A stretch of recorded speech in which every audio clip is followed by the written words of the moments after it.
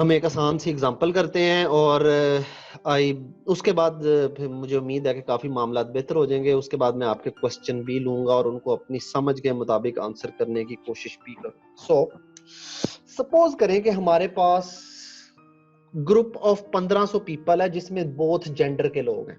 Okay जी, given हमारे पास group of 1500 people, mail भी हैं इसमें और फीमेल भी है। ये हमारा एक एट्रीब्यूट हो गया। अब हर बंदे से, यानी हर पर्सन से, बंदा कहना जाती है क्योंकि फीमेल्स भी हैं, हर पर्सन से आपने पूछा कि आपको प्रेफर्ड रीडिंग क्या अच्छी लगती है, आप फिक्शन पढ़ना पसंद करते हैं या नॉन फिक्शन पढ़ना पसंद करते हैं। और रीडिंग में भी हमारे पास दो वैल्यूज हैं, फिक्शन, नॉन फिक्शन। अब अगर आप गौर करें तो इस केस में जो हमारा C है, C इज इक्वल टू 2, जो मैंने बताया था कि A की जितनी डिस्टिंक्ट वैल्यूज हैं। अब A की डिस्टिंक्ट वैल्यूज इधर दो ही हैं, मेल या फीमेल। सिमिलरली अगर आप इसे B फर्ज करें तो R की भी हमारे पास दो ही वैल्यू है कि जी फिक्शन या नॉन फिक्शन। हम देखना चाहते हैं कि ये दोनों एट्रीब्यूट्स जो हैं इनमें कोई कोरिलेशन है या नहीं, अगर हमें कुछ वैल्यू दी जाए। अब हम इसका वही टेबल बना लेते हैं, कॉन्टिजेंसी टेबल, और उसमें हमें ऑब्जर्व्ड वैल्यूज जो हैं वो हमें दी गई होंगी। So this is the table we talked about. Okay जी, ये मेल है, ये फीमेल है, याद है ना, ये A1 है और ये A2 है, ये B1 है, ये B2 है, यानी कि fiction and non fiction. Okay जी, ऑब्जर्व्ड आपको जो फ्रीक्वेंसी दी गई है जी के 1500 लोगों में से 250 लोग जो है ना मेल्स में से, वो फिक्शन पढ़ना पसंद करते हैं, लेकिन उसमें से जो 50 लोग हैं वो नॉन फिक्शन पढ़ना पसंद करते हैं। इसी तरह फीमेल्स में से 200 फीमेल्स जो हैं वो फिक्शन पढ़ना पसंद करती हैं, लेकिन 1000 फीमेल्स जो हैं वो नॉन फिक्शन पढ़ना पसंद करती हैं। सो ये आपके ऑब्जर्व्ड वैल्यूज हैं, OIJ, ठीक है, OIJ, OIJ, OIJ।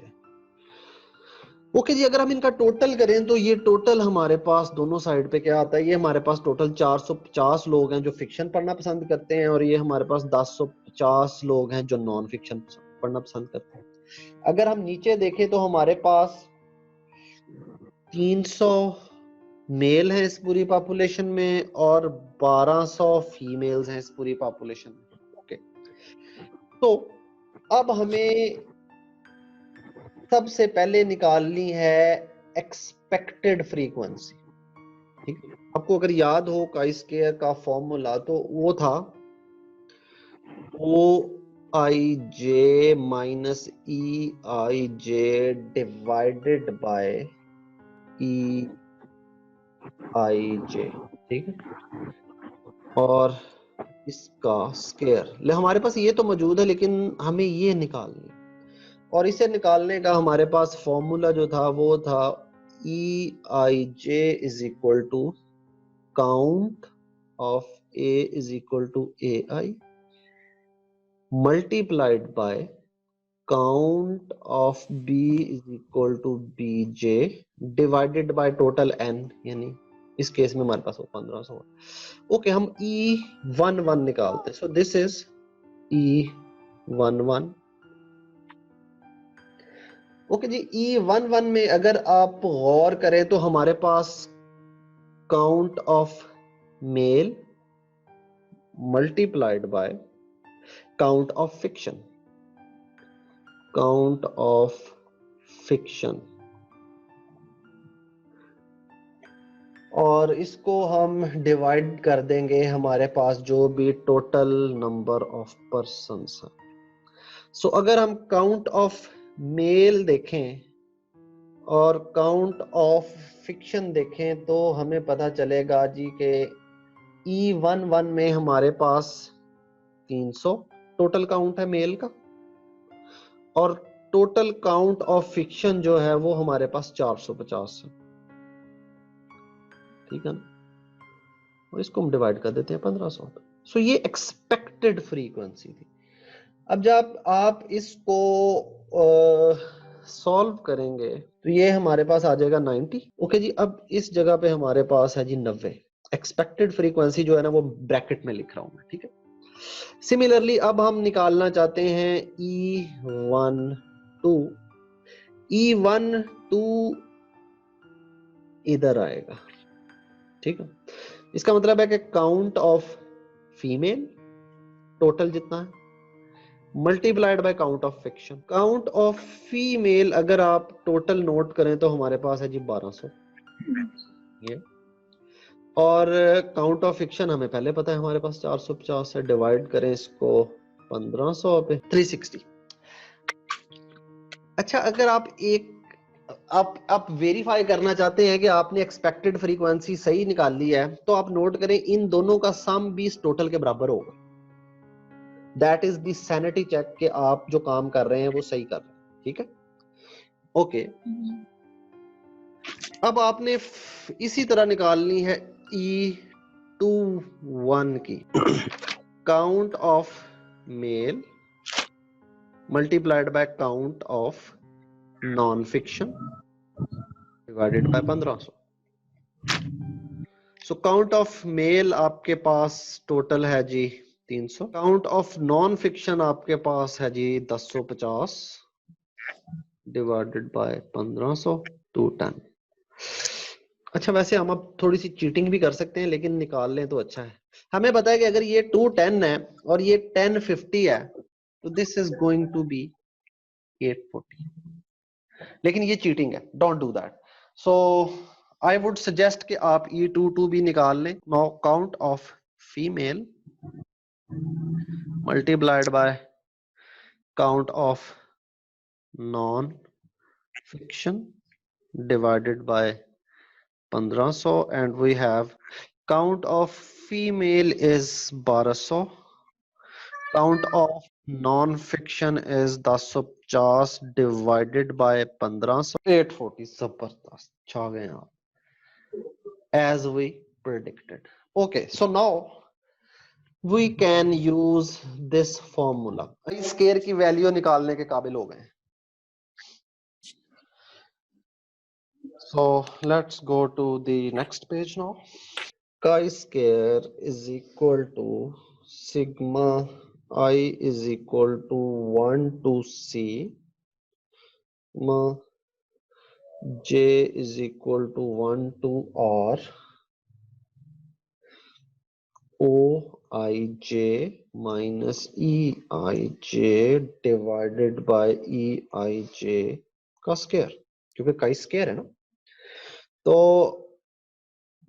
अब इसको हम सिग्मा को सम के तौर पे लिख सकते हैं। हमें पता है कि ये OIJ जो है ये इट इज समथिंग लाइक, पहले हम ये ऑब्जर्वेशन लिखेंगे, ये इसको मैं रेड से मार्क करता हूं ताकि आप लोगों को आइडिया हो जाए what I am talking about. So this is our first OIJ, this is our first EIJ, फिर ये OIJ, फिर ये EIJ, फिर ये OIJ, फिर ये EIJ, ये OIJ, ये EIJ। हमने इनको सम करना है इनके square. That's what we are going to do. तो the first is 250 minus 90 divided by 90 का स्क्वायर प्लस, क्योंकि सम है, 200 माइनस 360 डिवाइडेड बाय 360 का square plus 50 minus 210 divided by 210 का square plus 1000 minus 840 divided by 840 का square। So this is, इसको अगर हम सॉल्व करें तो this is 284.44 plus 21.90 plus 71.11 plus 30.48 which is equal to 507.93. ठीक है, this is our chi-square number. Okay. So this is the number we get for chi-square. अब क्या करें? सबसे पहले select degree of freedom. Degree of freedom is r minus 1 multiplied by c minus 1. तो fortunately this is 2 minus 1 क्योंकि हमारे पास male female दो ही value थी और c की हमारे पास फिक्शन नॉन फिक्शन दो ही वैल्यू थी, तो दिस इज एसेंशियली 1. तो डिग्री ऑफ फ्रीडम हमारी 1 है. ओके. अब हमारे पास दोनों इनपुट्स आ गई हैं काई स्क्वायर डिस्ट्रीब्यूशन के अंदर देखने के लिए. मैंने बताया था कि एक तो हमें चाहिए डिग्री ऑफ फ्रीडम और दूसरा हमें चाहिए कि हमारी काई स्क्वायर वैल्यू क्या आई है. ठीक है. ओके. गुड. अगर आप देखें तो आपको कॉलम में नजर आएगा DF, that is degree of freedom, right.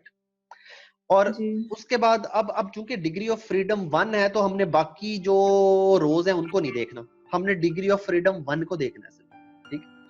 अब डिग्री ऑफ फ्रीडम 1 आप देख रहे हैं कि प्रोबेबिलिटीज दी हुई हैं. सबसे पहला जो कॉलम है वो सबसे ज्यादा प्रोबेबिलिटी है, लेकिन आप नोट करते जाएं वैल्यू के आपकी वैल्यू आई 507, लेकिन इसकी आखिरी जो प्रोबेबिलिटी है कि ये दोनों अगर इंडिपेंडेंट हो तो जो मिनिमम प्रोबेबिलिटी नजर आ सकती है वो आ सकती है काई स्क्वायर वैल्यू 10.828. अब इसका मतलब ये है कि अगर हमारी वैल्यू होती 10.828 से कम तो फिर हमने कहना था जी कि हमारा नल हाइपोथेसिस जो है ये वेरीफाई हो गया है कि दोनों A एंड B जो हैं ये दोनों इंडिपेंडेंट. ठीक है, क्योंकि ये प्रोबेबिलिटी है इन वैल्यूज को देखने की अगर A और B दोनों इंडिपेंडेंट हो, यानी नल हाइपोथेसिस होल्ड कर रहा हो. लेकिन हमने देखा है हमारी तो काई स्क्वायर की वैल्यू को बहुत ही ज्यादा है, 10 से तो बहुत ही ज्यादा है ना, 507.93 है. तो इसका मतलब है कि there is no chance at all कि हमारा जो A और B है ये दोनों इंडिपेंडेंट है. इसका मतलब है कि हमारा जो नल हाइपोथेसिस है दैट इज रिजेक्टेड. सो आखिरी स्टेप जो हमने करना है, if the test statistic is greater than the critical value. critical value क्या थी आपकी 10.828. then critical value null hypothesis is rejected. और null hypothesis क्या था कि जी A और B दोनों इंडिपेंडेंट. चूंकि ये बहुत ज्यादा मार्जिन से रिजेक्ट हुआ है इसलिए हम कॉन्फिडेंटली कह सकते हैं A and B are both strongly correlated. That is our alternative hypothesis. तो हमारा अल्टरनेटिव हाइपोथेसिस है A and B are strongly correlated. क्यों? क्योंकि हम जो क्रिटिकल वैल्यू है हमारा जो काई स्क्वायर नंबर है उससे बहुत ज्यादा बड़ा है. ठीक है. So that is the chi square test and that is the meaning of chi square test. Critical value जो है आपको टेबल जो है ना काई स्क्वायर डिस्ट्रीब्यूशन का टेबल जो भी मैंने आपको दिखाया है उसमें वैल्यूज आपको दी गई हैं. आपने देखना है कि आपकी काई स्क्वायर जो है वो किस क्रिटिकल वैल्यू के करीब आती है वो आपकी प्रोबेबिलिटी होगी. लेकिन चूंकि हमारी वैल्यू 0.001 से भी बहुत दूर चली गई थी तो इसलिए इसका मतलब है कि हमारा जो दोनों वेरिएबल है इनकी इंडिपेंडेंट होने की प्रोबेबिलिटी 0 है. तो अगर कोई चीजों के इंडिपेंडेंट होने की प्रोबेबिलिटी 0 हो तो उनके डिपेंडेंट होने की प्रोबेबिलिटी डेफिनेटली वहां 0 से ज्यादा ही होती है. ठीक है ना. तो ये इसकी जस्टिफिकेशन. काई स्क्वायर टेबल में हमारी जो वैल्यू एक्सट्रैक्ट हुई है वो कहां पे आ रही है? मैंने अभी आपकी वैल्यू है 10.828 नजर आ रहा है आपको 0.001 पे. आपने डिग्री ऑफ फ्रीडम 1 देखनी है, ये याद रखिएगा. कितनी रो में है ये? बेटा पहली रो है. पहली रो पे लिखा है ना डीएफ या degree of freedom is equal to 1, इसमें से यूं समझिए कि हर रो जो है ना वो नेक्स्ट डिग्री ऑफ फ्रीडम है, यानी कि पहली row first degree of freedom है, दूसरी row second degree of freedom है, तीसरी row third degree of freedom है एंड सो ऑन। सो आपने जो देखना है, आपने फर्स्ट रो को देख, तो फर्स्ट रो पे आपको जो कॉलम्स हैं उन पे प्रोबेबिलिटीज ऊपर लिखी हुई नजर आएंगी।